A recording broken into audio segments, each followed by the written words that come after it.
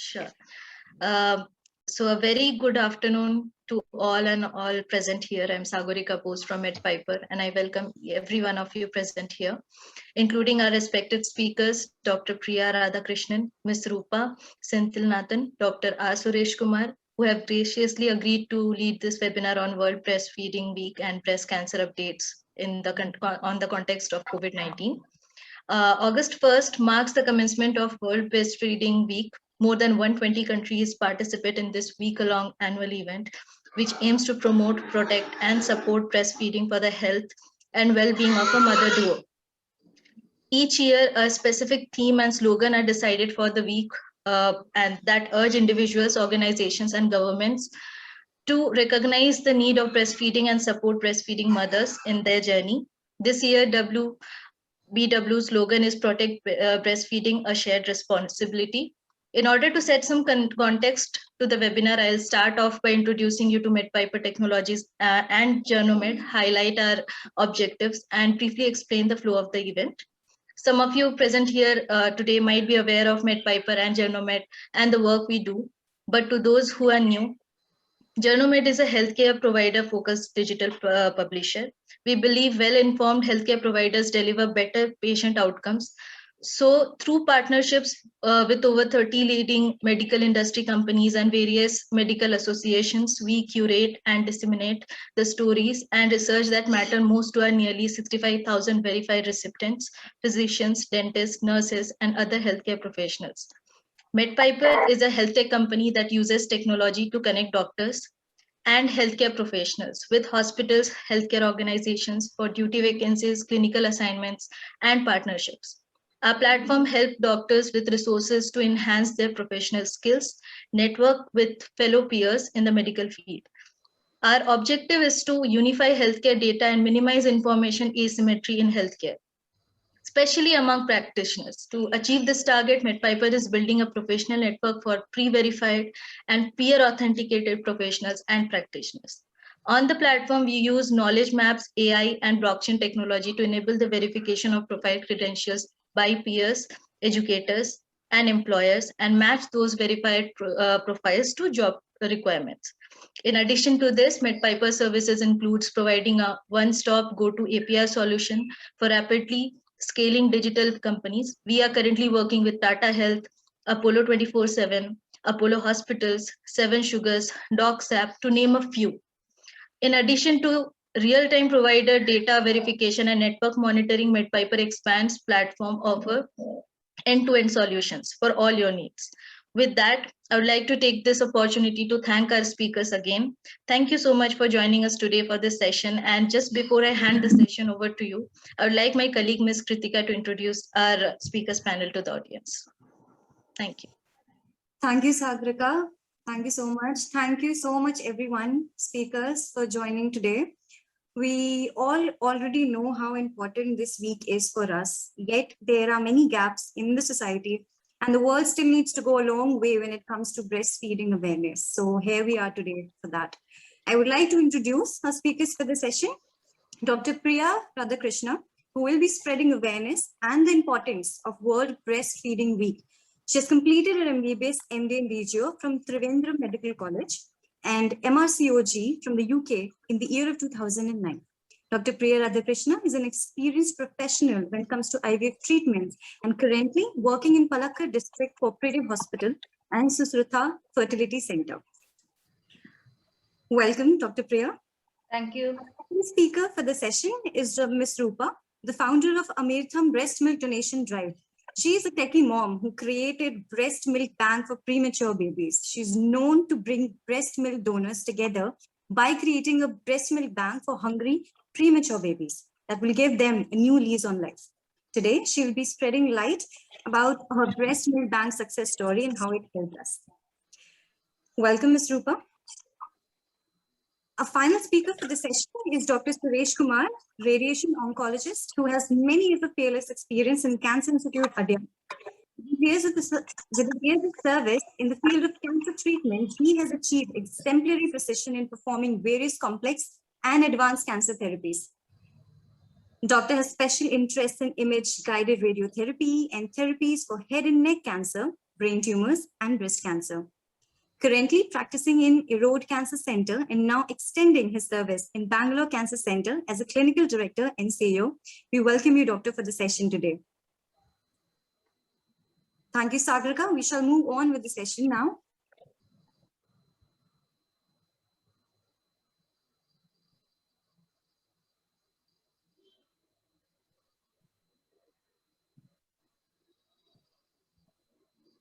Over to you, Dr. Priya.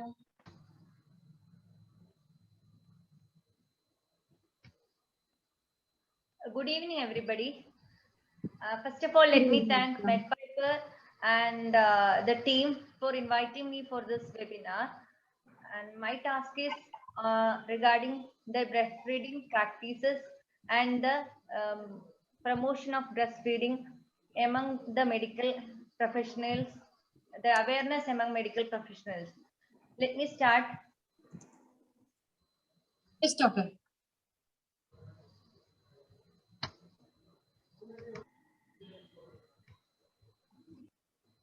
Can you all see my slides? Yes, doctor. Yeah. Okay. Doctor, shall we move it into the presentation mode? Yeah. F5. How can I do that? F5.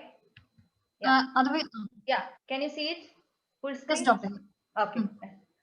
Thank you. This breastfeeding awareness week started with, we have to think about that Innocenty Declaration.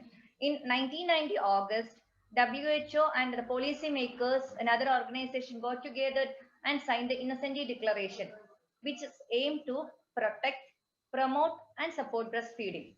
So that aims to practice exclusive breastfeeding for infants at least up to 6 months of age. That to commemorate this Innocenty Declaration, August 1st to 7th is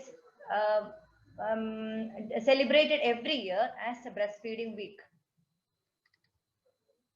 In 1992, WHO and UNICEF came with the idea of baby-friendly hospital initiative. Now Kerala is on the face of mother and baby-friendly hospital initiative. So going to the benefits of lactation, to the mother and baby, to the mother it produces hormones which help the uterus to contract and return to the pre-labor conditions. And it, as we all know, it burns off the extra calories and lowers body's fat stores. This helps to return to the pre-pregnancy weight more quickly. And also it reduces exclusive breastfeeding. This is known as lactation amenorrhea method. It helps the mother to reduce the chance of unplanned pregnancy to less than 2% and less chance of developing osteoporosis and ovarian breast cancers in the later age of life. And it's more convenient and cost effective. To the baby, that is baby's right. It provides the right nutrition in the right balance and it supports immunity. It provides all the natural protective antibodies, reduce the gastrointestinal and respiratory illnesses, and helps to protect the baby against early protein intolerance and insensitivity. It helps to build the digestive system, and moreover, it creates an emotional bonding. Snuggling and skin-to-skin contact promotes the mother and infant bonding. So I'm not going more into the physiology of lactation or anything. We are more into the practical points. So we'll go to the breastfeeding positions. The breastfeeding positions, before going to the proper position, the mother should be comfortable and she can assume any position which is comfortable to her and her baby. She can sit comfortably in a relaxed position or lie down, but the most important dictum is that she should be relaxed and her back should be well supported and she should not lean on her baby if sitting. So these are the main breastfeeding positions adopted by mothers. Most common position is the cradle position. Second is cross cradle, side lying position, and football forward position. I'll go on to each of these positions.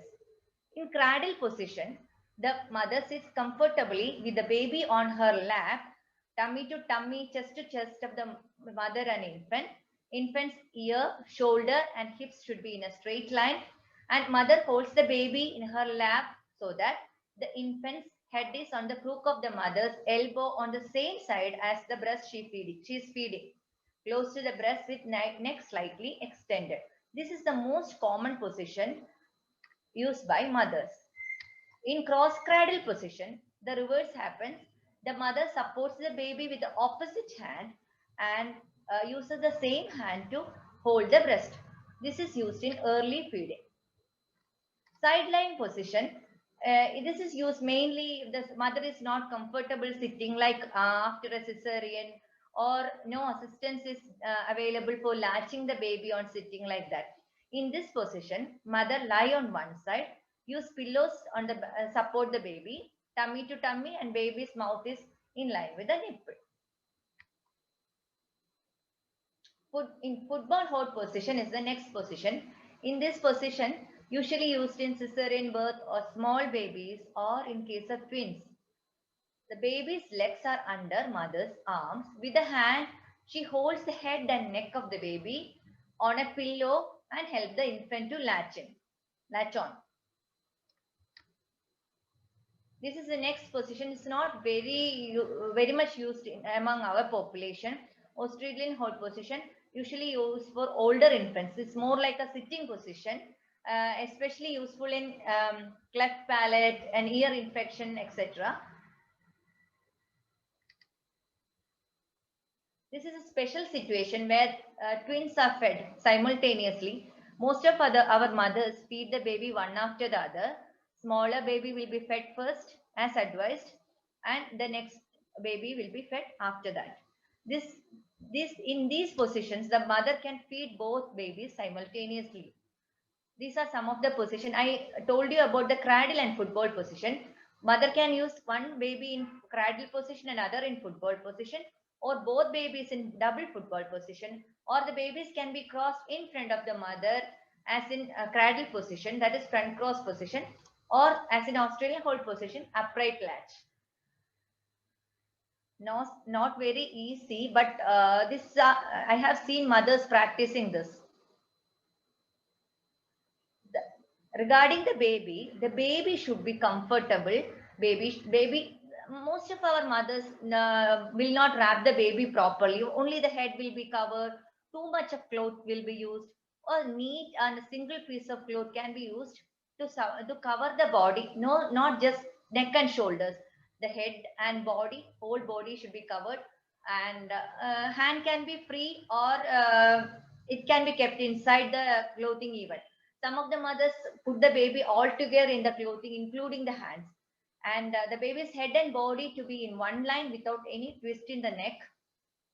Baby's body should be turned towards the mother, abdomen to abdomen, and held closely with the neck of the baby slightly extended, chin close to the breast. And this is the most important point in breastfeeding: attachment and latching. And this is the question mostly asked by the mothers, and most of the problems are due to improper attachment and latching. So after comfortable and relaxed position of the mother, and whichever position she chooses to feed the baby, she can adopt any one of these positions, whichever she is comfortable with, and then baby's cheek should be touched. When the mother touches the cheek of the baby, this initiates a rooting reflex. So the baby opens the mouth widely and latch on to the breast, ensuring that nipple and most of the areola. Note that the point is nipple and most of the areola, not only the nipple, and it should be within the baby's mouth. In this position, baby's lower lip will be planned out, and most of the areola will be inside the baby's mouth. The areola will be seen mostly only on the upper side of the breast, not on the lower side. And baby is brought to mother's chest. Not that the baby should be brought to the mother's breast, and not the mother leaning on to the baby.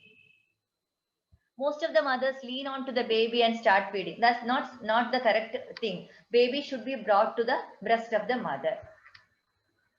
This is the correct latching position. You can all see correct latch on covers the nipple and most of the areola. Areola is not seen on the lower portion of the breast, and the lower lip of the baby is flanged out.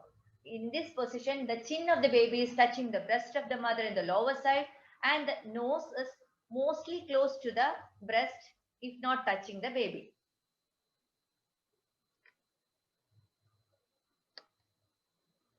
This is a latch score system. It helps to gather information about the individual breastfeeding sessions. In this, there are 0, 1, 2 points, and latch, audible swallowing, type of nipple, comfort, and latch, hold are the 5 points in latch. Each is given 0, 1, 2. Less than 5 score indicates need for assistance and better success for the better success of breastfeeding. You can all read this, right? Yes, doctor, yes. Okay.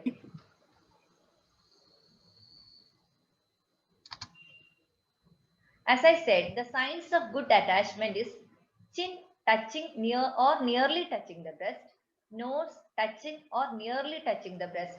Most of the mothers are scared that if the nose touches the mother's breast, the baby will be suffocated and like. No, the baby is a live human being. Baby knows how to escape from that. So this will not occur. This will never occur. So no need to get afraid if the nose touches the breast of the mother.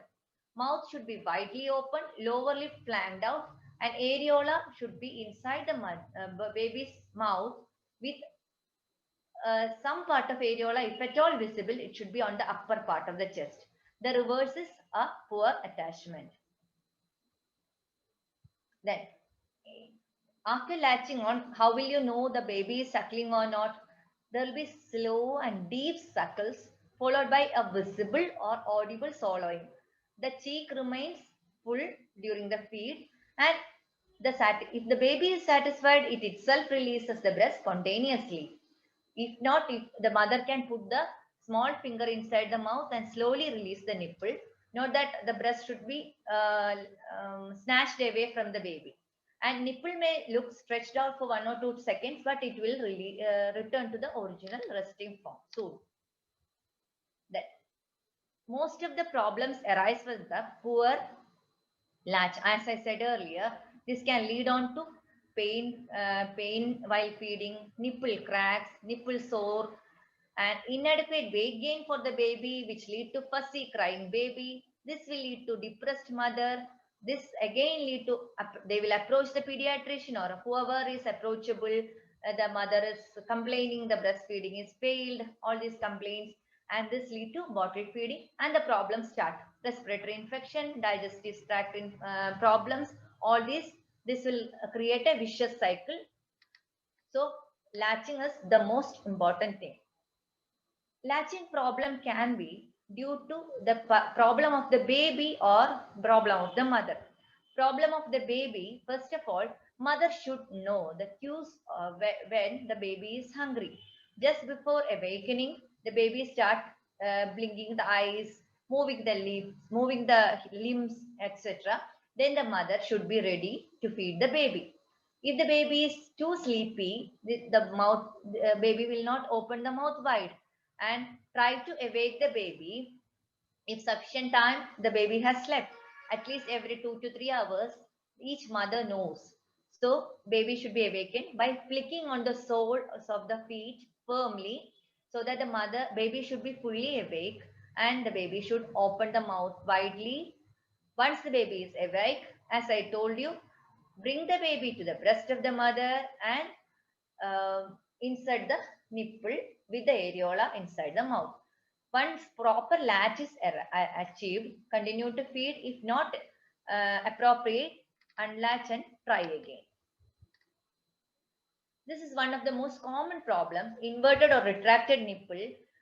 It's a struggle with inverted nipple, but this should be found out in the antenatal checkup itself. Many of the mothers tell us So we will advise them to apply oil and try to evert the retracted nipple. Or in the breastfeeding time, you can use syringing method to help the baby attachment, because it's very difficult to latch on to the inverted nipple. A patient and commitment and a support should be available to the mother. This can, if the proper latching is not done, it can lead to sore nipples.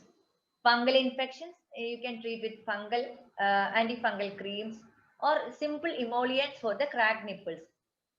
Always remember, a good latch is the important thing to avoid all these things. Even mothers feed in a cracked nipple without pain if the latching is good. Pain also can be due to faulty latching. Correct information and demonstration of good latch is most important. That is our responsibility. It's a part of our shared responsibility to teach the mother how to feed the baby before discharge the mother home with the baby. So as I said, improper latching lead to sore and cracked nipple. It can further lead to breast engorgement, mastitis, incomplete emptying. So the baby will have inadequate weight, fussy, crying, everything. So this lead to depression of the mother, postpartum depression, all these things. So some of the mother complaining of a low or insufficient milk supply. It can be due to some of the reasons are inadequate suckling stimulus. The baby may not be suckling at regular intervals. The night feeding may not be there. This is a very important reason for insufficient or low milk supply. Feeding routine may be faulty. So baby is sleeping, so mother is also sleeping. Not feeding the baby for 6 to 8 hours, all these things can happen.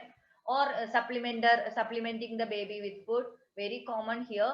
After 28 days or 56 days, some of the mothers start, even when we tell them not to do so, inappropriate feeding behavior. So in between feeding with water or some gripe water, it's all common. So inadequate glandular response, that is mother's problem, is very less. Some of these problems are due to ignoring the mother's health, too much of caffeine, smoking, certain medication, stress, not watching the mother's diet properly, all these things.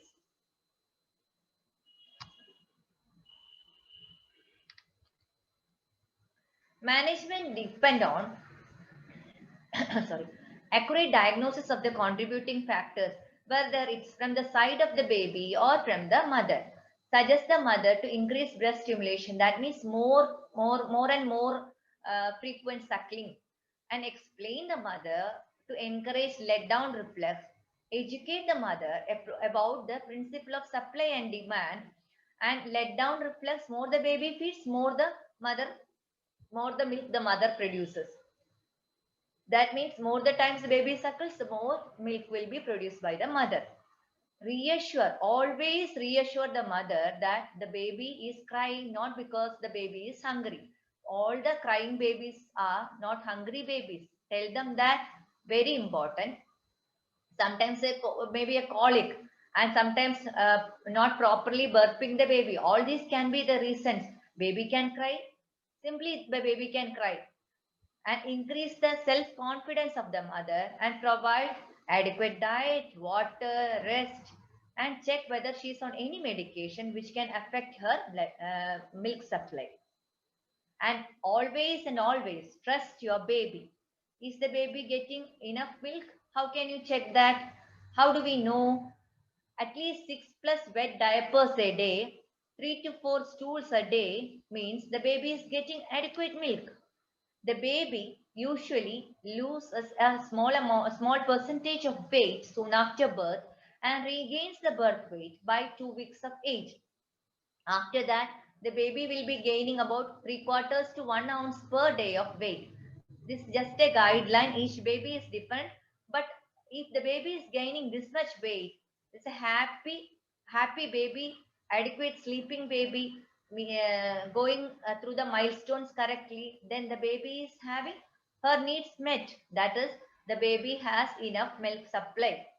Very few women has the inability to make milk, maybe because of the insufficient glandular development or hormonal imbalances. Very few. I haven't met anyone till now. It's a truly low breast milk supply. That's very rare. Sometimes some of the iatrogenic causes like breast surgery or trauma can cause a low supply of milk. If your breast can make milk, it can make more milk. Always with tender, loving care, reassure the mother that she is doing the right thing. She has enough milk. Her baby is meeting the needs. This will always give her self-confidence to feed the baby. Don't tell her that you are not a good mother, you are not feeding properly, all these things. Encourage the mother to feed the baby more and more. And sore nipple and cracked nipple. I told you this is due to incorrect positioning, attachment or latching. Nipple should be always along with areola.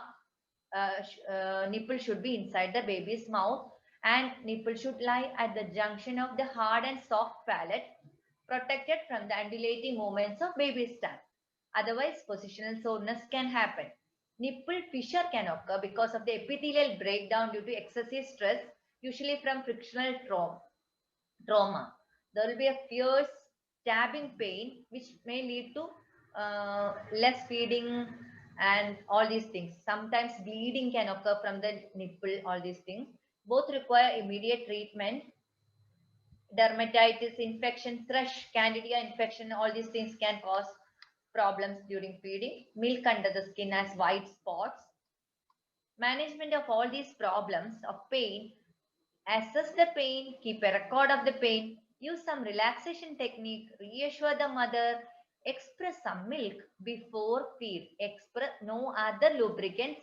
Milk itself is a lubricant. Express some milk and lubricate the nipple. Nipple should be supple, and use some analgesic covered block of ice to rub the nipple for pain relief before or after feed. Offer a less sore side first, then switch on to the other side.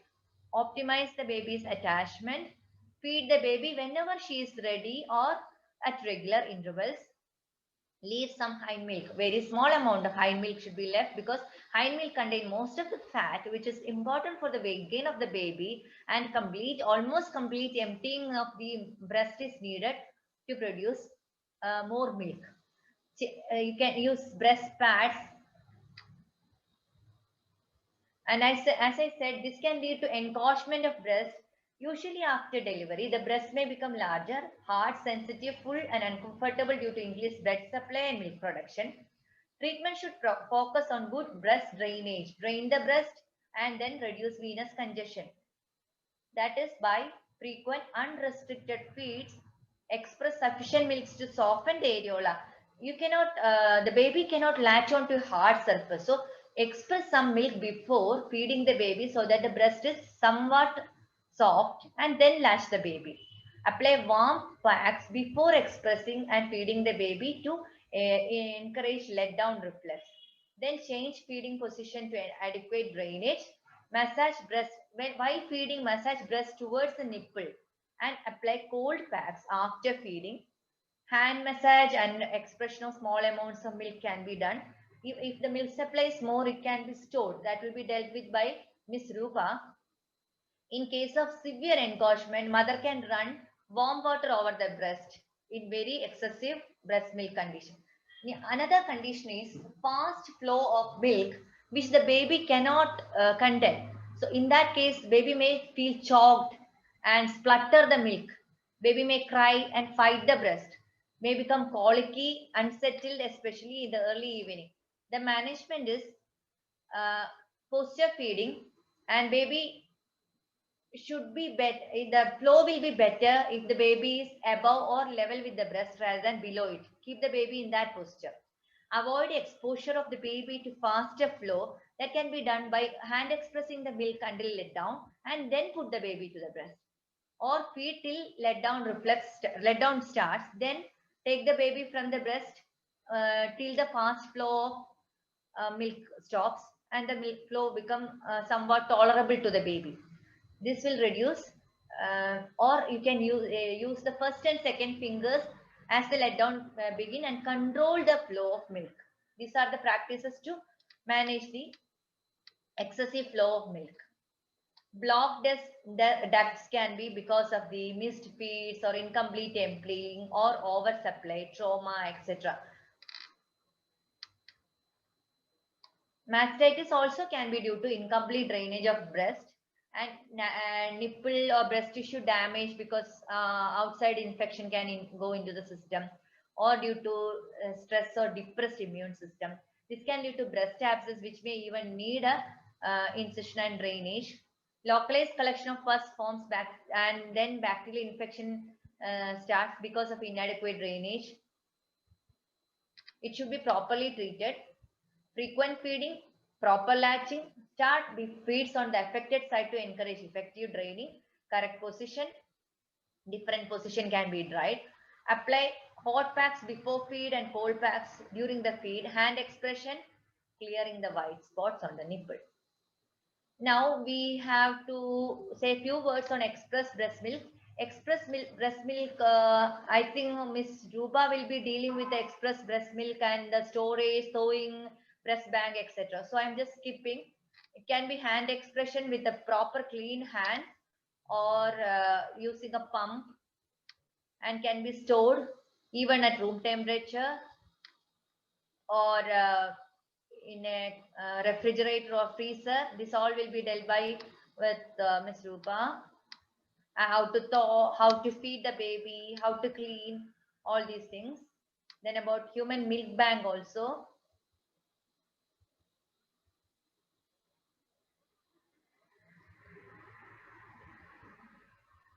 So we are all sharing a responsibility how to encourage the mother to breastfeed as healthcare professionals. So there should be proper antenatal counseling and prenatal sessions, involvement of support members. I don't know whether there are any support groups of breastfeeding mothers in outside India. There are, but in India, I don't know about the support groups among breastfeeding women. And there should be adequate strong mental support, identifying and addressing the postpartum blues or depression. Success in breastfeeding is not the sole responsibility of a woman. The promotion of breastfeeding is a collective societal responsibility, and this is our motto of this year also. And among breastfeeding women can be encouraged to express milk and store and use it later. And there is a supportive work environment. There is a Maternity Benefit Amendment Act of 2017 and breastfeeding friendly workplaces with facilities to express breast milk, creches for babies, and in general providing a non-discriminating work environment. This is in the workplace.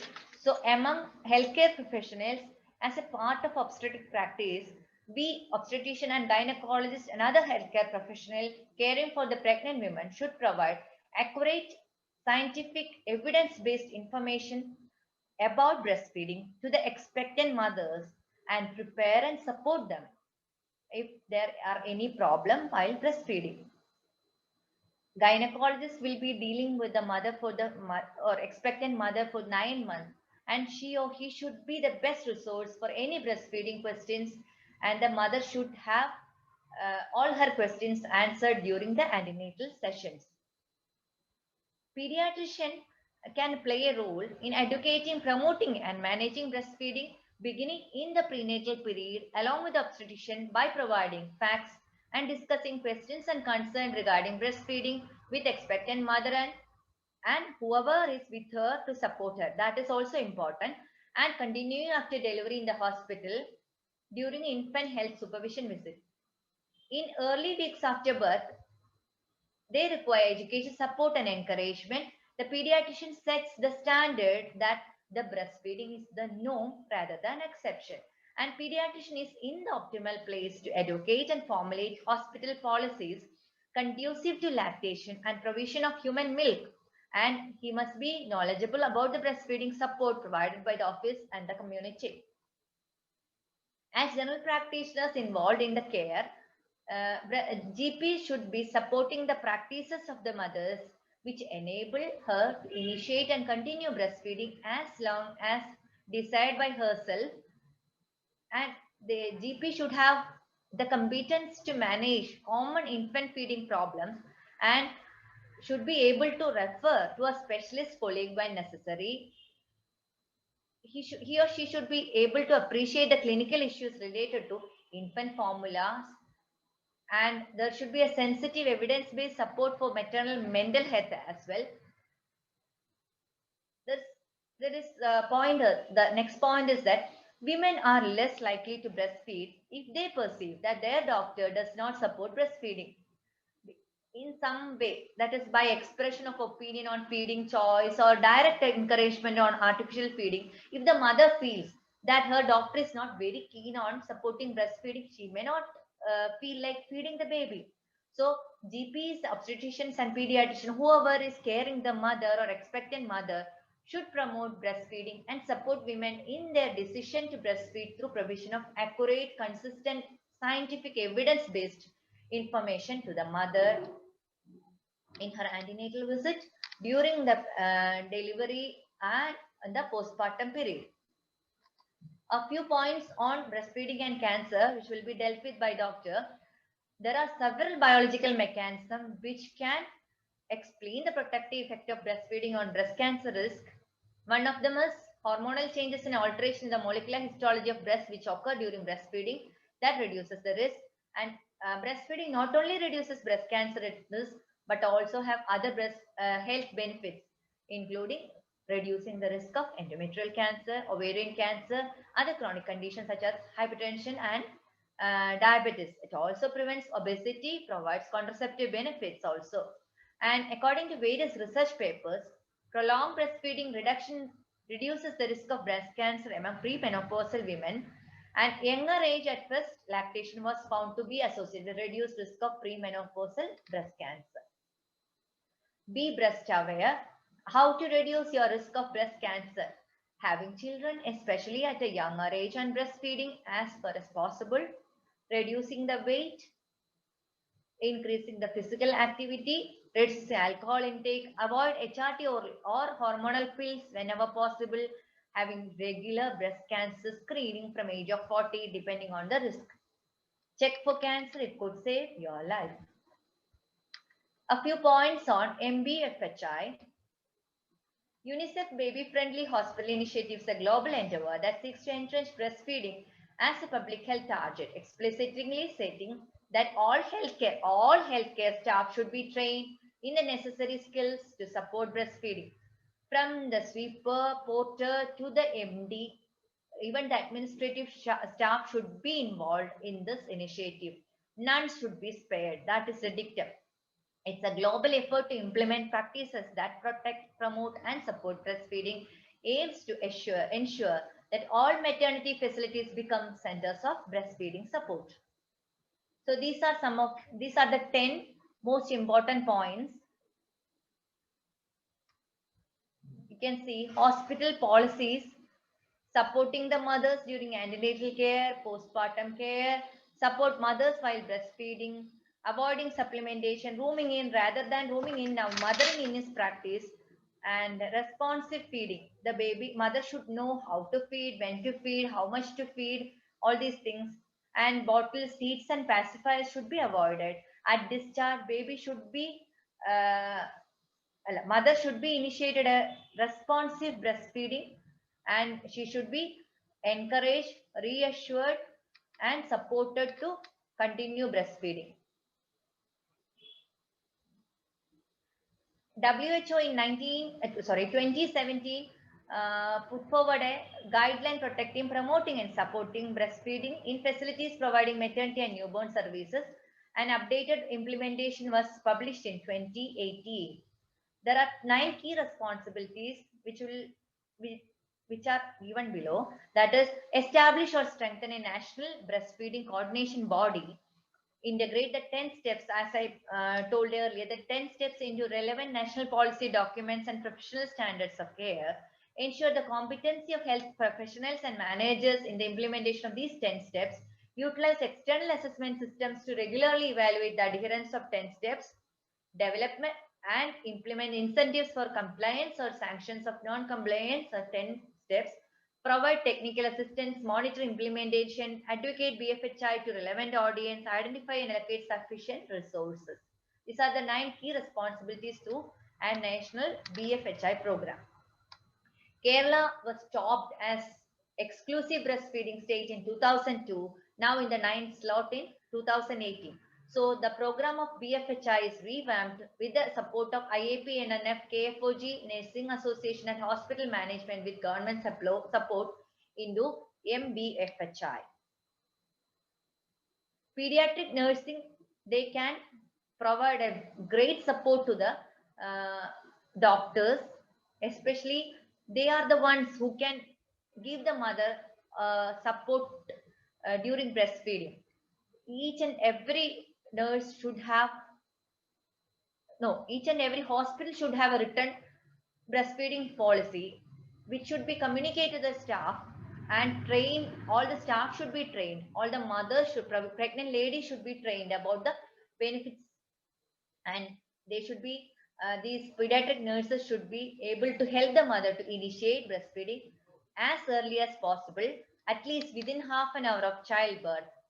So we can put the baby onto the mother, as there is no hurry in cutting the cord or separating the baby from the placenta. You can put the baby to the mother, but this should be told to the mother in the antenatal classes itself. Otherwise, the baby full of blood may not be accepted by the mother as such. Foster the establishment of breastfeeding support groups and refer mothers to them on discharge. So the breastfeeding mothers can form a support groups in the society and help each other with the complaints.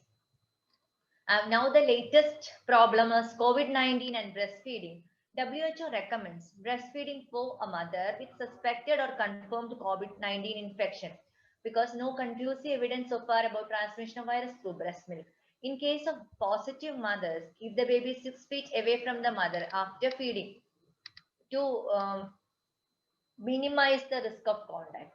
Follow 3 W's: wear a mask, wash hands with soap and water, soap before and after touching the baby, wipe and disinfect the surface.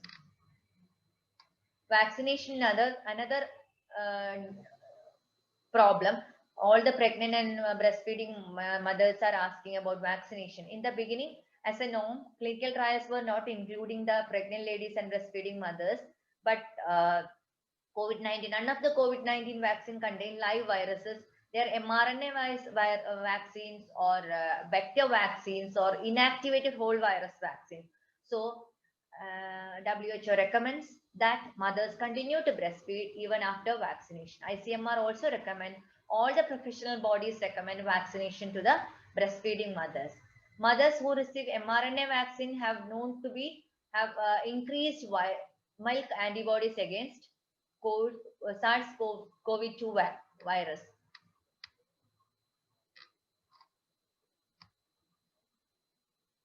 Thank you.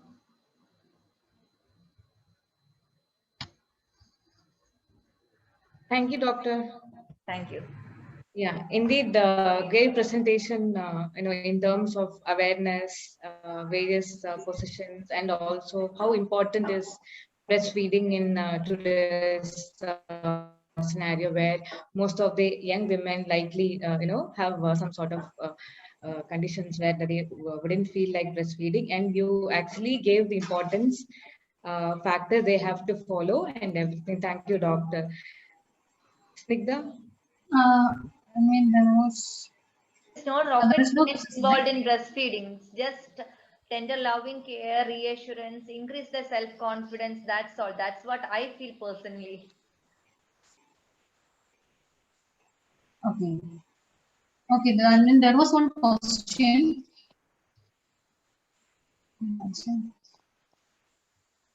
Both of them are answered the same. I was Soumya, told by can my you check that, Soumya? Yeah. Okay. I missed that. It seems. 1 second. I was told by my baby pediatrician that your baby will poop once in 10 days or 10 times in a day. Both are normal. How true is that statement? This was told when my son was 10 days and now he is 2.5 years old. 1 minute. And still breastfeeding, but I still don't believe in that statement. I told in the presentation itself that 3 to 4 times passing the motion, the initial stages is good enough, reassuring enough to think that the baby is having enough feed. And as the feeding practices change, 2.5-year-old baby will not be fed only by breast milk, isn't it? So breast milk has a laxative effect as well. So when it's very rare to have a breastfed infant to get constipation, that means he will not be passing the stool once in 10 days, of course.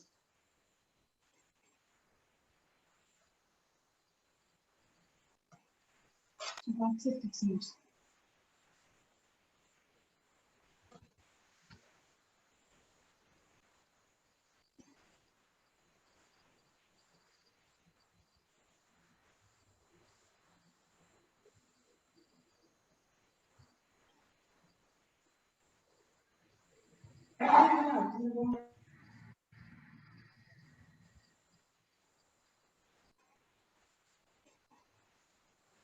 Okay, next question. If mother was COVID positive, how much chance child will affect through colostrum, milk or breastfeeding? No conclusive evidence that the breast milk can cause infection. That means the virus can pass through breast milk to the infant. Actually, all the professional bodies, including WHO, recommend breastfeeding even in COVID positive mothers. As I said, observe the 3 W's: wash, wipe, disinfect, all these things. Keep the baby away from the mother if the after feeding. That's all. We are practicing breastfeeding to the mothers of babies of COVID positive mothers as well.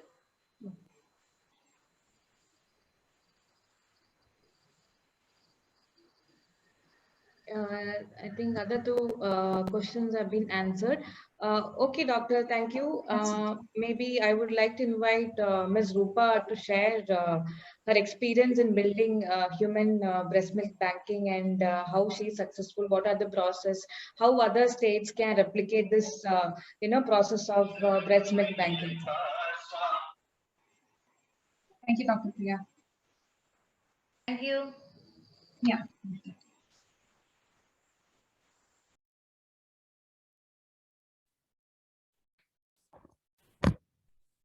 Hello, everyone. Good evening, everyone.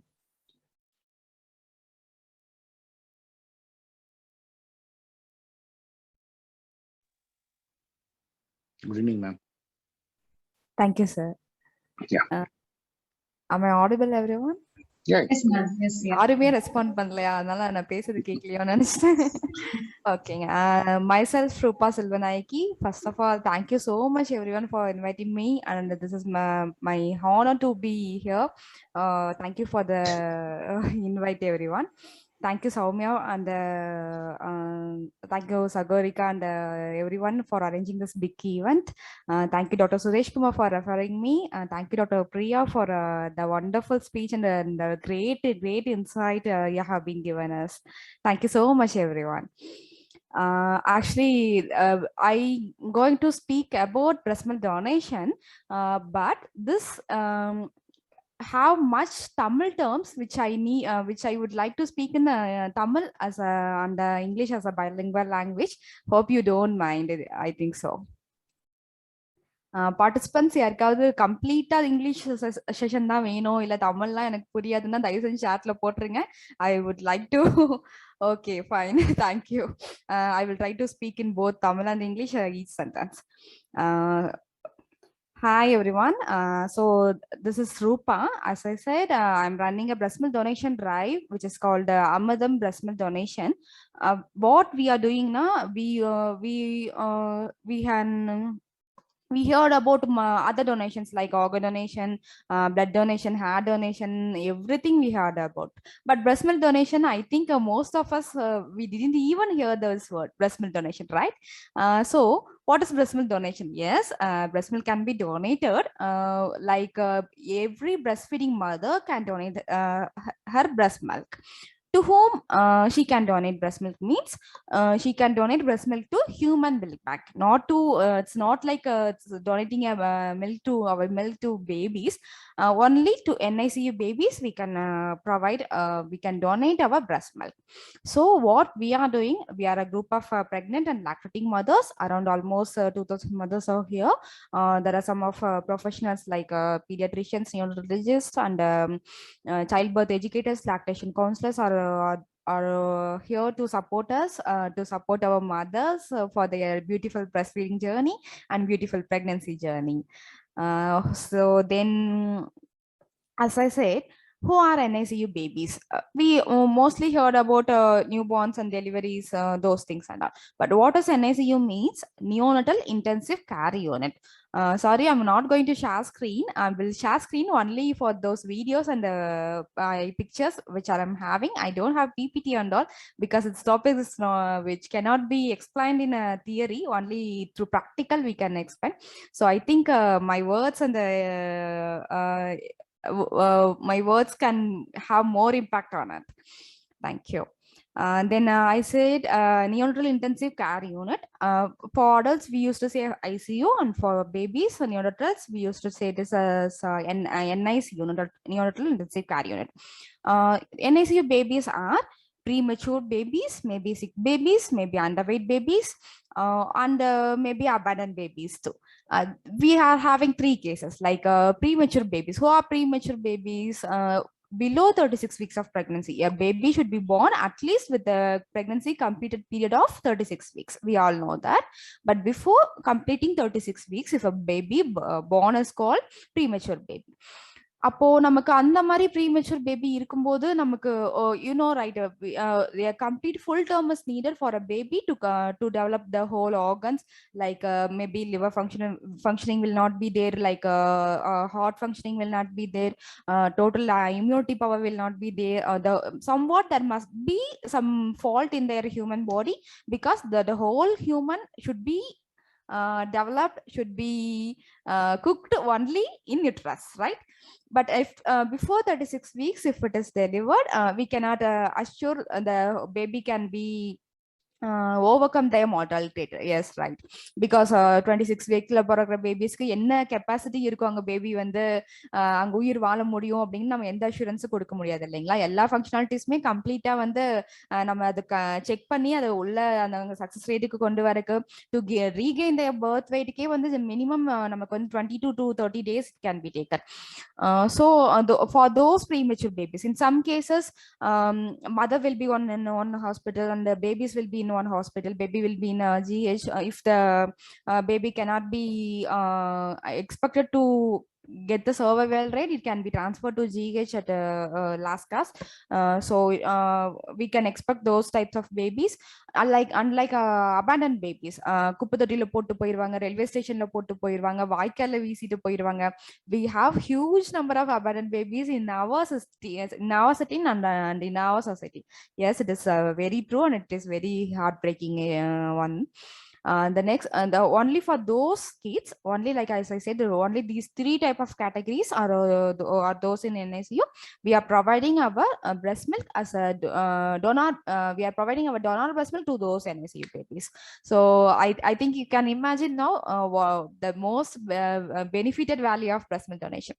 Our every drop of breast milk is going to save a premature baby, a underweight baby, a sick baby, which is very struggling, which is very fighting for their life to save their life. So if 50% is success rate is depends on medical treatment, now then 50% of the survival rate will be done by only donor breast milk, because this is the only source of nutrition for NICU babies. You can ask, why don't their own mothers, why can't their own mothers can feed their babies? I will answer like, only if it is completed, if it is the baby is full term, they are struggling to latch, right? Even if the full term newborn baby can be struggle to latch, it cannot be latch at every first minute or every first latch itself. So ஒரு baby வாய் வச்சு chuck பண்ணி தான் உள்ள இருக்க மில்க வெளியில எடுக்கணும் அப்படிங்கறத concept. So if we use hand expression method or manual pump or breast pump, any electric pump, if we use, the number of quantity of milk we are getting is very much less compared to direct breastfeeding, right? Because of in direct breastfeeding, there will be a skin to skin contact, there will be a mother to baby communication. So baby's body can indicate, can pass the signal to mother's body, like how much of nutrition they need, how much of milk they need, what are the nutrition compositions it should be contains for the next feed, and immunities, antibodies, much and much more is communicated between mother to and baby body while breastfeeding, right? But premature babies already fighting for their life when they are in NSU, when they are in incubator. So it is not possible to direct breastfeed with their mother, you know. So the quantity of milk producing from their own mother is very, very much less than their needs. Also, it is a very common factor that a non-breastfeeding mother can produce low supply, since the baby is not direct in communication. But once the baby is crossing the, okay, if it is developing to the border stage, okay, அது பொழைச்சிரும், கண்டிப்பா பொழைச்சிரும், அந்த உயிருக்கு ஒன்றும் ஆபத்து இல்லை, இது கொஞ்சம் improve ஆயிட்டு வருது. If the baby is improving, then it can be expected to do much more treatments like skin to skin Ganga. We used to say it is a Gangaru mother care, which is very, very efficient method to induce breastfeeding and induce latching, induce baby's weight gain, and etc. much more. So I said this is the part of NICU. Now coming to the breast milk donation, I said what is breast milk donation? We are going to save, store our breast milk, breastfeeding mother's breast milk in our own freezer, in our own home. We are collecting those breast milk and dropping it in human milk bank, where they are going to give to the NICU babies. I would like to share my screen. Can anyone make me host or co-host to share my screen?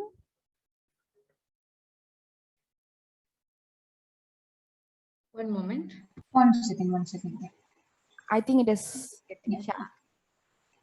It is visible. My screen is visible now? Yes. Yeah.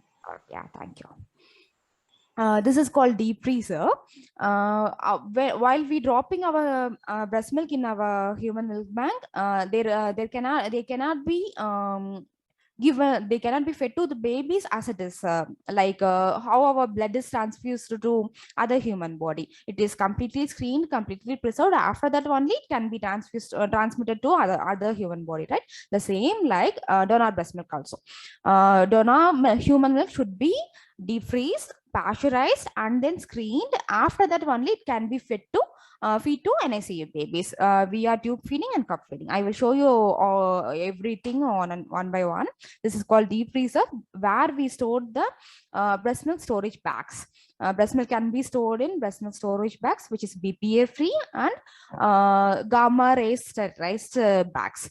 Otherwise in the home we can save it in and very sterilized plastic, BPA free plastic containers, or in any sterilized glass bottles. So this is post culture milk. I think my mouse is visible to everyone. This is post, we can be divide the milk, or we can be categorize the milk into pre-culture and post culture. I will show you the another picture of. This is breast milk storage bags, where we can store our breast milk, in which it can be stored inside freezer, not in fridge compartment, inside freezer compartment. It is normal, our home fridge is enough to store breast milk. I will tell you the guidelines, just a moment. These are all the samples of our breast milk storage bags.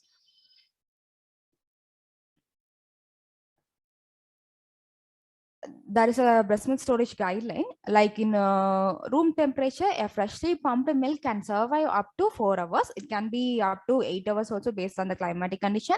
And in refrigerator, it can be stored up to 3 to 4 days. But after 3 to 4 days, it is obviously expired one. It is not a recommendable one to use for our baby, or use for our own babies and for NIC babies also. And in freezer, in our home freezer, we may have -4 or -5 degrees centigrade. So it is recommendable to use 3 to 4 months in our home freezer. If it is stored in deep freezer, which can hold the temperature like -15 or between -15 to -24 degrees centigrade. If we store in deep freezer, it can be stored up to, it can be valid up to 6 months to sometimes 12 months also. This is okay.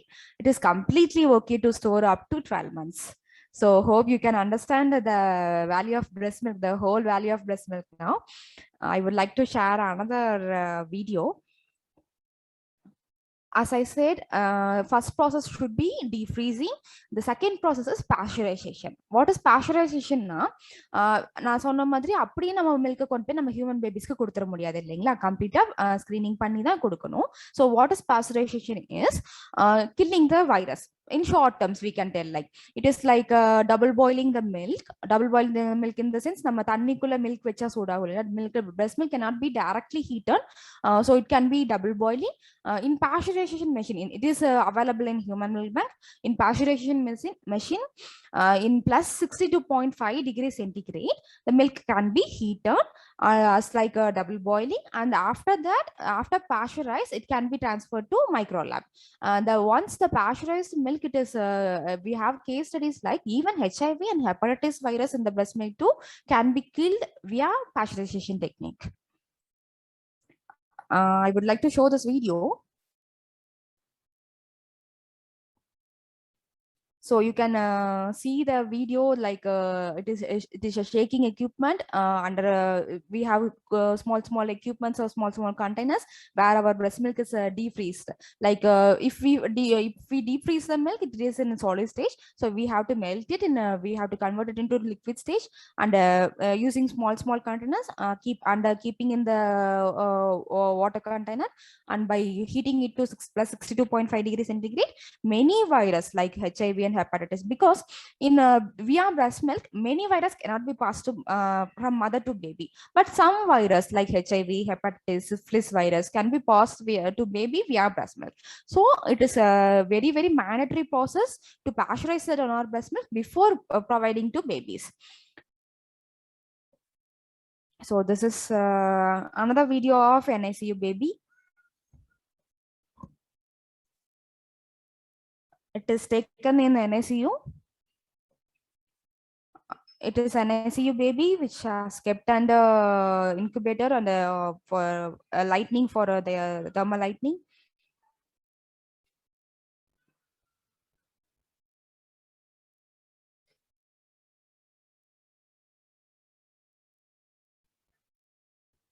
Yes, that's all. After, as I said, after pasteurization, just a minute.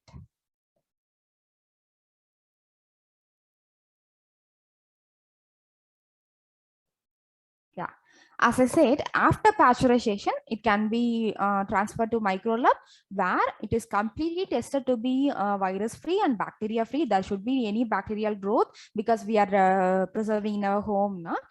So home, it can be if it is power shutdown, if it is not hygienically stored, it can have bacterial growth, right? கெட்டு போயிருந்திருக்கலாம், milk spoilage இருந்திருக்கான்னு check பண்ணணும், அதுக்காக micro lab அனுப்புறாங்க.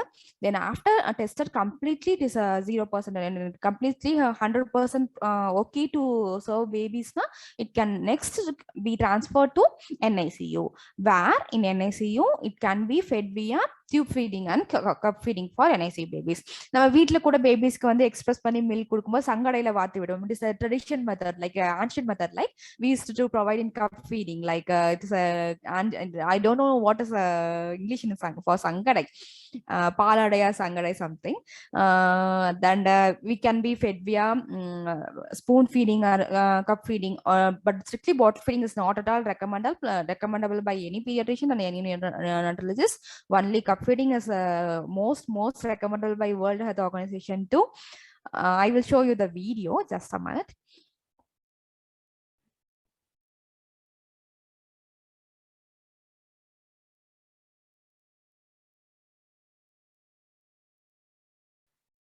This is the video which can explain what is NICU and who are premature babies and how the our breast milk can be to NICU baby.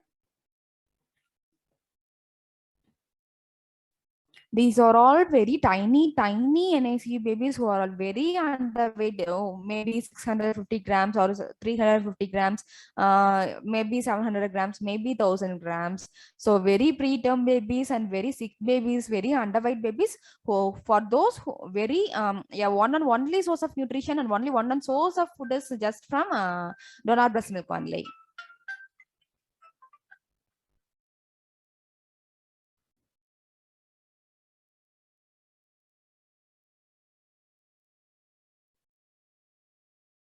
This is called tube feeding, as I say.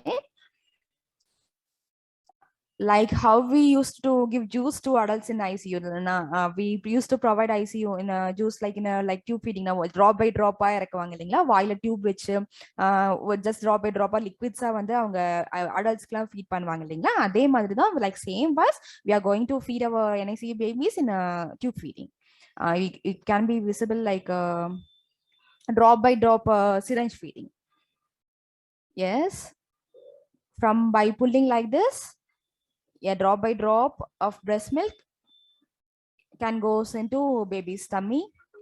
This is called cup feeding, ancient method.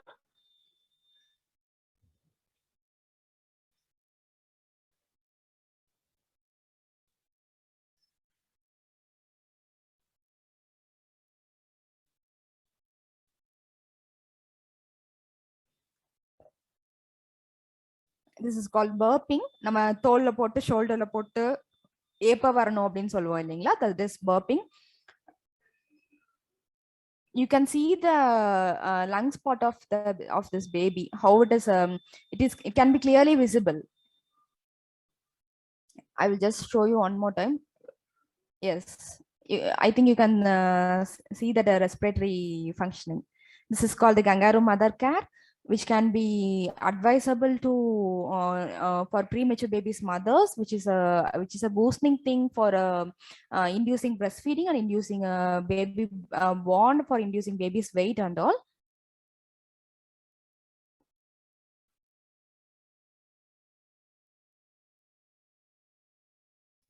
Those are the mothers of NICU babies. Yeah, thank you. Okay, I hope you understand. Maybe it may be heart touching to every one of you, like what by seeing the very tiny babies and very sick babies of NICU. Next na enna solla virumbren appadina, we have spoken about, we have discussed about what is NICU and what are premature babies, eppadi nama breast milk store pannom, evlo naal validity irukku, how can be transferred to from our home to human milk bank. It is very huge process and it is very it is a very complex process too, but we are handling it for 4 years. Thank you so much for everyone for supporting me. இதுல வந்து நான் மெயினா ma'am சொன்ன மாதிரி Priya ma'am has been said like the very basic support and very hot support is needed for every breastfeeding mother, because for a newborn mother the parenting support have to be given to a newborn mother. Like they don't know, right? They don't know how to latch, they don't know how to if they don't know how to correct the latch if the baby is not latching. But babies are the quick learners, they can easily latch very well. But if the baby is not latching very well, they don't even know that their baby is not latching very well. They can misunderstand that their baby is only since they're not having milk, for that only baby is crying. They cannot understand the science concept that baby cannot be cry only for hunger like that. They can be cry for any reason, maybe for hunger, maybe for cold, maybe for hot, maybe for sleep, for anything it can be cry, right?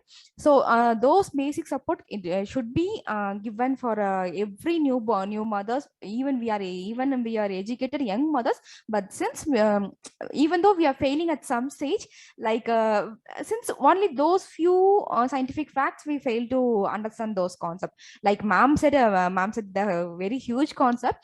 அந்த மாதிரி ஒரு low supply இல்லைன்னு சொல்ற mothersக்கு ஒரு அது எப்படி low supply இல்லாம போயிடும். Definitely there will be supply for every mothers who can breastfeed their own babies, like that. அந்த மாதிரி அதுக்கப்புறம் for deep latching, as ma'am said, baby should not latch only on nipple, should cover the some, at least some of the whole black portion of the areola, like that. அதுக்கப்புறம் first 6 months 190 days completely should be fed via exclusive breastfeeding, right? No water should be given, no honey should be given, no formula milk, no cow milk. Formula milk is not at all recommended if the mother is healthy, and if the mother is completely with the baby, not at all formula feeding is recommended. If baby is not if mother is not there, if mother is sick or mother is hospitalized, now we can recommend formula milk. Even World Health Organization also recommending formula milk for first exclusively for first 6 months. Either breast milk or formula milk is okay, but it should not be recommended when the mother says low supply, because every mother can produce more than the baby needs, right? Because we should trust our body, because our body can produce a baby, can cook a baby from a small egg to a huge human, right? So it can definitely can produce more milk than their own baby needs. In our Amidam breast milk donation, even twin babies mothers, even triplet babies mothers are exclusively breastfeeding their babies and donating their milk too. So once if it is expressed, once if it is started to induce some signals to our human brain, our body automatically starts to produce more milk. That is the main concept. So after what I recommend to my 2000 mothers is, after every baby feed, please express your breast, whatever is coming, even 2 drops, even 2 ml, even 5 ml, even nothing is coming, only air is coming, okay, no problem, just express your breast milk, just express your breast. If you are hand expressing, it will be like your massage for your breast. If you are not comfortable in hand expression, you can go with manual pumping, or you can go with electrical pumping. Some good brands are available in the market, you can use that. All those supports are providing in our Amidam group. So what I use this platform to convey my messages, like we are providing the great parenting support with a huge group of mothers, and with a small decent group of professionals with us. So if anybody needs support, if anybody needs if any pregnant and lactating mothers need support, you can contact us anytime. If anybody have excess milk, it is not like only excess milk, lactated mothers only can donate breast milk. Any mother can donate breast milk. If you start to express, definitely the supply will be high, the supply will be induced, supply will be you can produce more milk. We can guide, we can provide complete guidance on that. You can ask any number of questions to us, that is no problem. That is only for Amidam running. So all for our tiny NICU babies. Because I want to show you another, just a small information. I'm not going to take much more time, just a minute. So I think you can visible my screen. Here is the report. In this report, India scores the second rate of birth and death rate of premature babies all around the world. யோசிச்சு பாருங்க, இந்த whole வேர்ல்ட்ல India வந்து premature பேபிஸோட death ரேட்லயும் birth ரேட்லயும் highest second பொசிஷன்ல இருக்கு. You can view it. I think I can zoom it.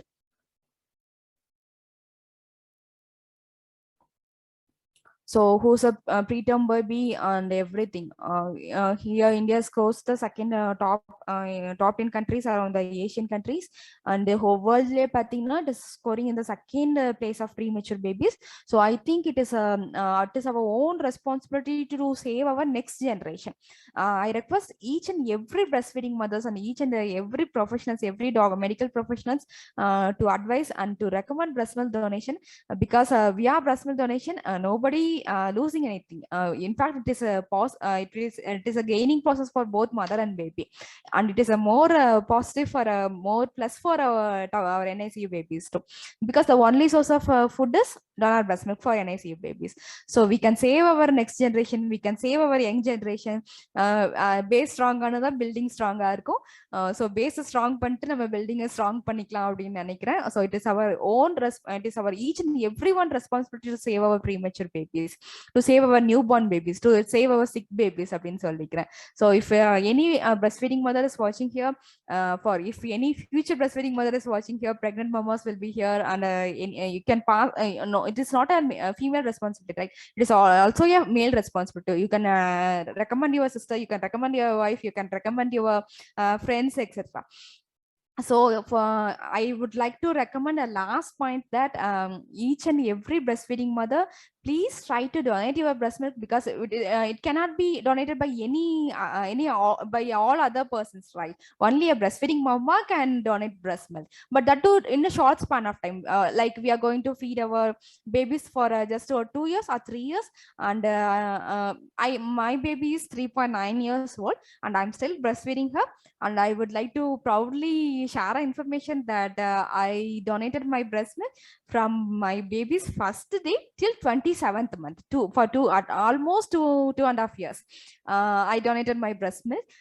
So I donated, and I'm donating my fellow mothers. I'm making my fellow mothers also to donate for our tiny NSU babies.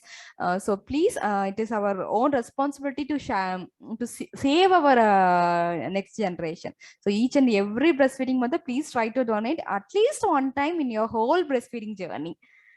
Thank you so much for the opportunity I have been given here. Thank you so much, Dr. Suresh Kumar and the whole team. Thank you, Soumya, for the wonderful introduction. Thank you, everyone. Thank you, everyone, so much. Thank you, ma'am. There is one question. Till how many months postpartum mother can donate breast milk? See, once the milk is started, if you are Tamil, I can easily explain in Tamil. Once the breast milk is started, it never goes to stop the supply. Only we are going to demand the indication, like we are just going to stop the inducement. Like if the baby is self-wean, we thought our breast milk will be automatically settle off. If we are going to like artificially weaning off, we should take some precautions like stopping breast milk. But once the breast started to produce breast milk, in 14th weeks of pregnancy itself, breast milk started getting produced in our own body. Once the breast milk started, till you dies, it never goes to stop. Only you are stopping the inducement, that's all. நம்ம baby வாய் வச்சு chuck பண்றனாட்டி அந்த signal pass ஆகிறது stop ஆகுது. So the supply getting reduced slowly, and it can be stopped like that. But even a grandmother too can breastfeed our grandbabies, and that we are having case studies, we are having live examples too, even in our city, in our Tirupur, in our Coimbatore, in our local rural peoples too. In ரொம்ப இது ஒன்றும் புதுமையா நடக்கிற technique இல்ல. நம்ம தாத்தா பாட்டிலாம் சொல்லி கேள்விப்பட்டிருப்போம். இப்போ அவங்க கீழே யாராவது வேலைக்கு போகும்போது விட்டுட்டு போயிட்டாங்க அப்படின்னா அவங்களோட ஓன் பேபிக்கு அவங்க பிரஸ்ட் ஃபீட் பண்ணுவாங்க இல்லையா. So even grand mothers do breast feed their grand babies. Only the thing is, or even the first day milk cannot be produced out, but slowly, when the baby started to suckling the grandmother's breast, on second day or third day or fourth day, definitely milk will be coming out. So there is no particular limit. 2 years varaikkum da breast milk produce agum, 3 years varaikkum da breast milk produce agum appdin illa. My 4 years kid is still breastfeeding with me.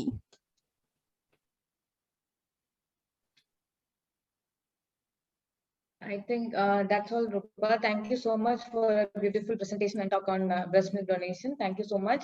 Now I would invite Dr.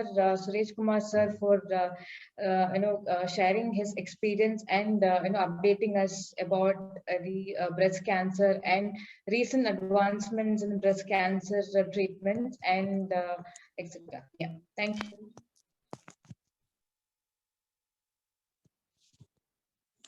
Yeah. Good evening, one and all. Actually, there was a great informative message from Dr. Priya ma'am with all those information put in together with very knowledgeable messages taken through, and also by Ms. Rupa, the service she is doing to the public, because most of the people doesn't know what the things are going on around, and at the time of emergency most of them won't get to seek those things also, because if at all we face an accident and we need blood, we don't know where to go. But at least now the blood banks are more like there in our places. But like these drive, we can get to know, even I got to know a lot of things from Rupa now, because breastfeeding is a great physiology that is given by God. That's a gift to us. It's almost a psychological thing between a mother and a baby, and that exists. That is not like the baby. The thing which is learned first is breastfeeding. So it's not taught to the baby. It's almost given by God. So that is the one which we need to promote. Just simply we are saying. So because few have like few may be negligent, we can say that also, but few also have some inhibitions towards breastfeeding. Maybe what are all the customs where they are growing, and maybe nowadays the female part they are working, they are working for the families. So those things have an impact on the breastfeeding, and they also have a reduction in breastfeeds just because they need to go to work. As Rupa said, it's almost psychological, because once the brain doesn't think we don't want to feed, the breast milk won't be produced from the breast tissues. So that's where we are falling, and these impacts. So since coming from a beautiful event to a cancer, like there is a long gap in between it, but there are many synchronizations between these events and what has been taken through to the future days. Can I share the screen?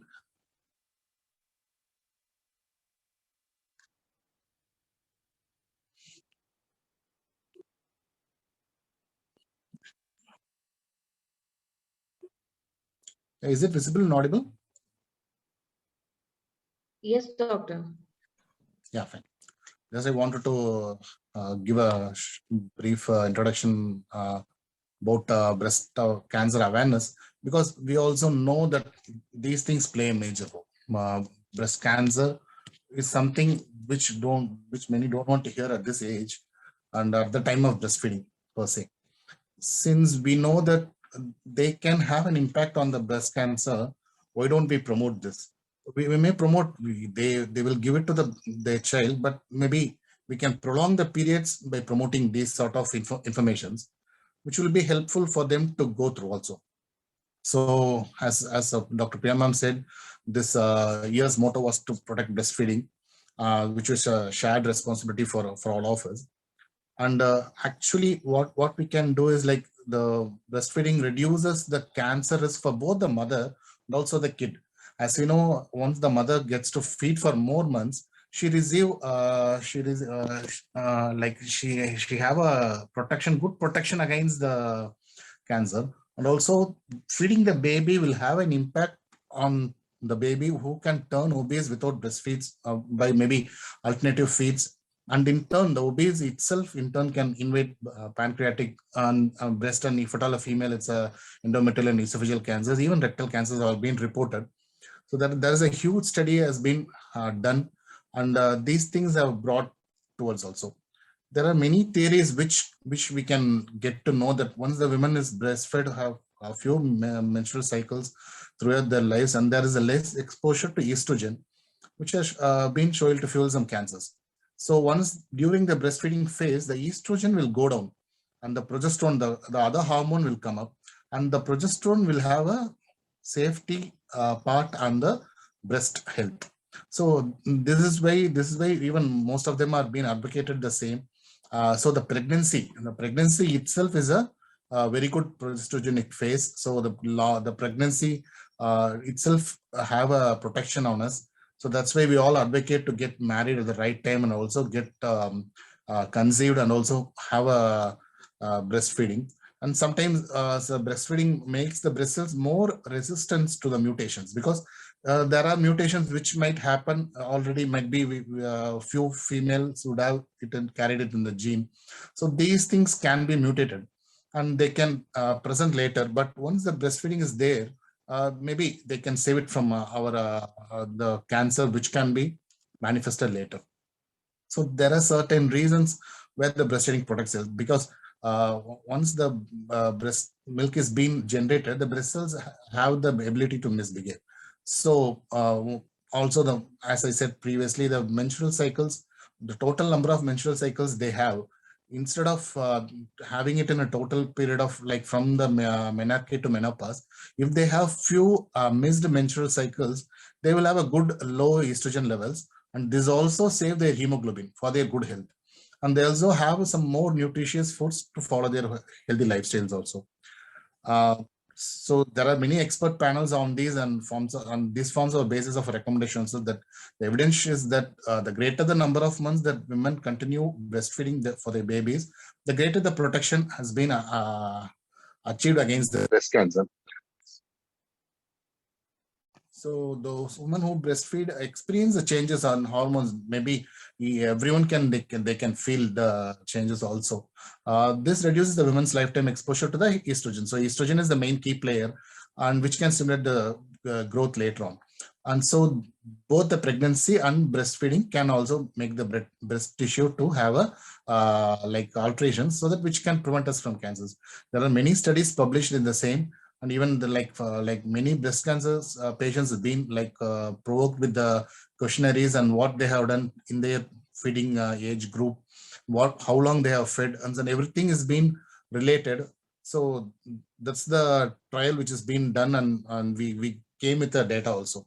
So basically, why we are more worried is like the cancer of the breast is more in India per se. Though in the world we can take it as the lung. But in India per se, the cancer breast is more, which is accounting for more number of deaths in female. And maybe if at all we can prevent it, like either we can find it out early stages, maybe till 3A, we have a good survival rate. Once if it is more than 3B and more if it is like on stage 4, it's only 15% of the survival chances in the 5A data. Because most of our Indian women present very late. These are all due to the stigma which is related to the even starting from the breastfeeding to the lump where they have. So as you know, the risk factors will be from, since we can like categorize according to the age, from the birth to like age 39, we are at a risk of 1 in 29. Whereas above 40, this is in 1 in 44, and above 60, it's above almost in 1 in 13. So there would be more family history of breast cancers are there, and the altered menstrual histories and genetic alterations. And there are also certain races also define like they have a chances for breast cancer, a rare chance of radiation to the chest for any Hodgkin's lymphoma. Even breast density also have an impact on this. The exposure to DS, diethyl distributors, but nowadays it's not commonly used. And late pregnancy or no pregnancy. This is our topic of interest, because late pregnancy per se is a risk factor for women for many health conditions. Not only they may not get conceived, the infertility is a big issue. The other thing is like even after 30 years, most of the female would get less breast milk. So these are all the factors which have an impact on the hormonal levels, and also the more exposure of estrogen bring in more changes in the breast early at their early ages. So many studies is being done. This was the studies like done to evaluate the evidence of breastfeeding and the breast cancer. And many studies have found out a strong evidence between the breastfeeding exposure and the cancer risk also. So the studies as such, they state number of months how they fed. So if at all, if any women are fed for 12 months, her breast cancer risk is decreased by 4.3%. For example, if she has a genetic change, and if she has a risk of 20%, if she has breastfed out of 20%, 1/5 is being reduced. So that's the way. If she would have fed for 24 months, maybe for 2 child, then it would be more reduced. Then it would be around 8 to 8.6%. So even for the, as you say, the woman who has breastfed for multiple children for more than 31 months could reduce their ovarian cancer risk also up to 91%, because everything runs behind the hormonal changes. So as such, we don't want to worry about the statistics, because we need to like have a basic modifications and living. And as we promote, our customs are very good compared to the foreigners. We get married, we get married at the right age. We almost have a breastfeeding sessions without any hindrance. We don't want to like think of cancer at this age than foreigners. And also we should also cling on to the routine recommendations for screening, because this is the where our Indian public is lacking on. So just I thought of going through few info about breast cancer on maybe early presentations and its screening technologies, because I don't want to waste like go take a long time. Since it's breast cancer is the major thing, maybe every woman should be aware of the lumps on discharge. Either it can be a dimpling also, pain also will be there, and there is some skin readiness and changes in the skin structure. Even they can also feel the lymph nodes and swelling. So the nipple changes may be the same thing. It can be a pain, scaleness, itching, maybe some blood discharge from the nipple other than breast milk. So once these things are there, we should always go for some investigations. Basically, there are a set of investigations which is advised by most of the recommendations. So before that, we should always have a breast screening technologies. Breast self-examination is the like advised thing for most of the population. We should always get it done every month, starting from age 20 till their life. And though there is no, like, we don't find out any good RCT to reduction in mortality, but we can have a good like you can find it earlier, and the treatment modalities will change if at all if it's found earlier. And the clinical breast examination should be get done by a doctor every year from a doctor, and also needed for a screening mammography, which has been advised about 30 or 39 years.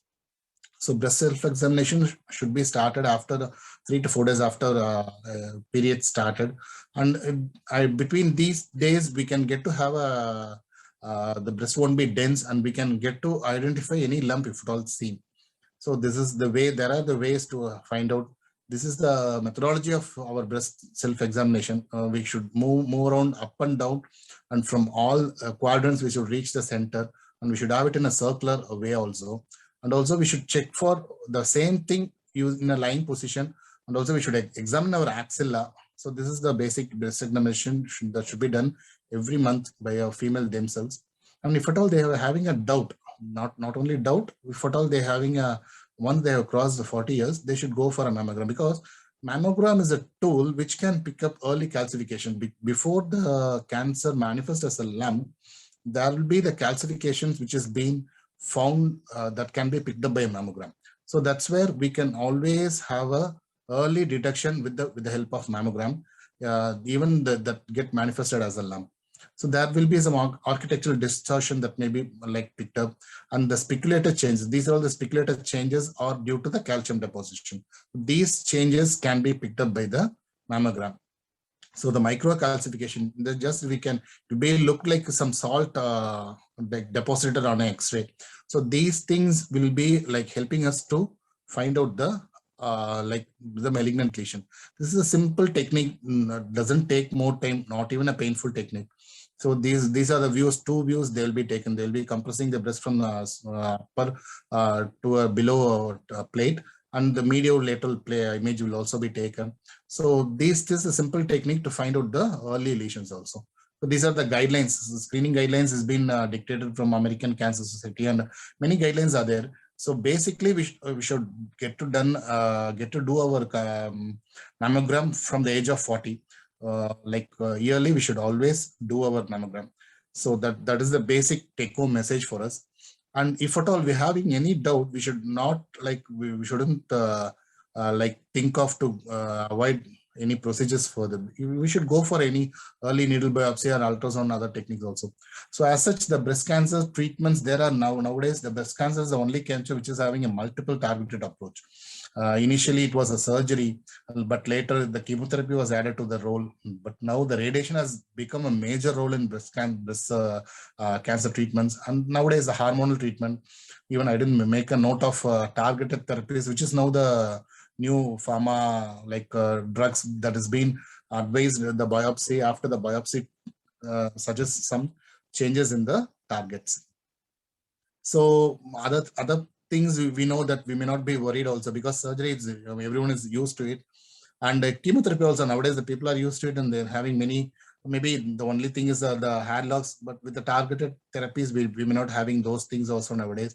So the only thing most of the patients are worried about is radiation, because that is my key like interest of subject, because radiation it was previously like with the old techniques, but nowadays everything is being changed. If I have some time, I can go through the techniques of radiation also. So we know that initially the radiation was being given by a very old machine. Just this is a thing which I don't want to just suggest to the people, because we always had a change in like our locomotion. We went down from the horse to nowadays a car. The same thing also happened in radiation, but the people's mind haven't changed it. So the people still thinking of radiation as a current, and they are also worried. These are all the old machines which delivered radiation. Initially with a few side effects they had, but nowadays after 2000 also we came with linear accelerators. These are all the linear accelerators which are more precise in delivering the radiation. So these things can have a very good impact on the cancer cells. This is a small like this is how the radiation is taken, though it's not for the breast patient, this is for an abdominal patient, because they wanted to assure this the process of radiation. Things will be marked in our body. The patient will be made to lie down on a couch as we take a CT scan. So the things will be marked, and maybe the technology assistance will be there, and everything will be monitored at the other end also from our doctor's end.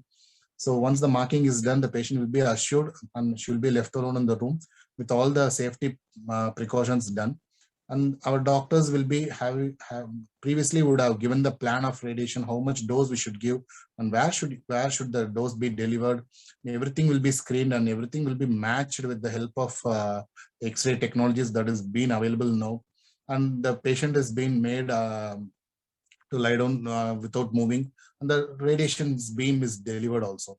So this is how the radiation is being taken through, and these are all like as I said, it's almost completely new technologies. So we don't need to worry about the radiation, and it has a very good impact. Maybe the next slide I will show the way the lump is being radiated also.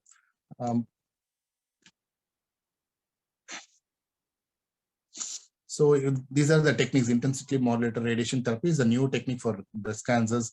And there's a lump maybe in the level of breast that is being identified, and the radiation is made to pass only to the lump. And every time the image is taken to match the position of the lump also, and the dose is being delivered with all the newer technologies with the help of these newer medicines of intervention like era.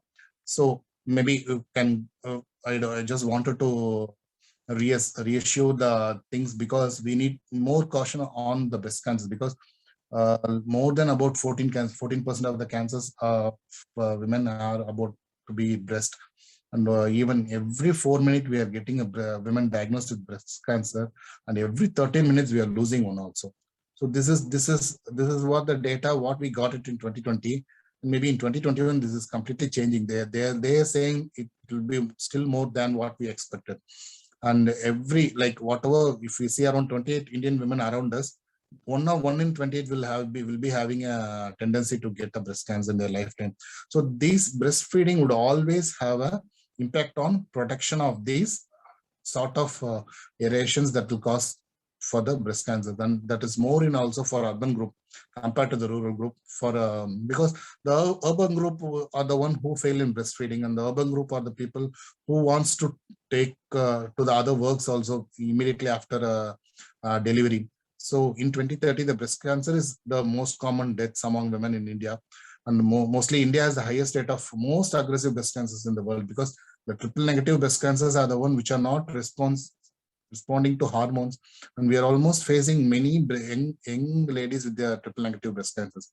So we should always have a better health with the breastfeeding and all those pregnancies, and just been advocated in our age-old customs. And also we should be obeyed with the cancer screening. Soon the government will be like making these things into our guidelines also. So thanks for the time and talk given to me. I think I have at least made some insight into the breast cancer, because though breastfeeding is a great physiological one, breast cancers will also be a worry thing in future, because we should be aware of this, and should be thanking Soumya and Dr. Priyam for giving me the opportunity also for this talk. And hopefully breast cancer will have an insight on the every Indian woman who come across from the age of 20 also. So this should be like impacted through all other possibilities, so that we can have a good early detection of the cancer and have a very good control of the treatment also. Thanking you. Thank you, doctor. Indeed, great session, and sharing us your thoughts on the latest treatments, and the shared concern on 2030 is something maybe we need to look into it, and we need to follow, or maybe we need to conduct multiple awareness sessions, classes for young women, maybe starting from college. Maybe we need to start something on that. I think that has to be, we need to take in care. And doctor, you mentioned about triple negative breast cancer. Can you just brief like what it is, please? Yeah.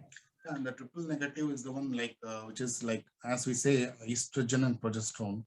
Most of the females had estrogen receptor positivity and progesterone receptor positivity, and now a newer positivity is like HER2 new receptor. Once these are positive, we can have a good control with the hormonal tablets. But the HER2 positivity we will be having, we can address with like injections like trastuzumab. But nowadays, what happens is like the breast cancers are not responding to hormonal treatments, because they're all negative. The receptor levels, they don't have those estrogen receptors or progesterone receptors to express in the cancer cells. So the targeting the cancer cells are very difficult with the available modalities of treatment, maybe chemotherapy also. Because chemotherapy will be having a very huge side effects on the patients. So once these triple negative cancers are being identified, they have a very high chances of spread to brain, spine and liver, because this is more aggressive. And even we get to see from the age of 30 itself, many patients we have seen, and many drugs are being under research for these type of cancers. And hopefully like we will get a good treatment modern modalities soon, because every 6 months we get a newer update, and we also practicing all research, and we also get to use the drugs also, and we are finding at least even a 6 months of lifetime for them, which should be a benefit for them, because young age cancers are very difficult to treat. So we are fighting on it. Okay, doctor. Let me see if we have any more questions. Yeah.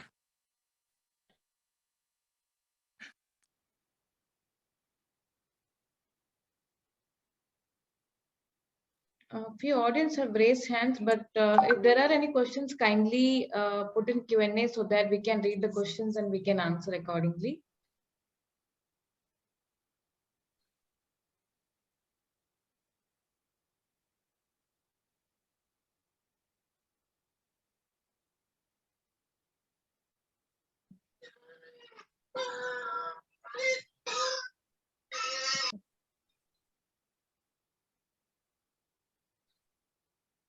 Okay, doctor, I think we don't have any more questions. Maybe if I get questions, maybe I would definitely reach you back.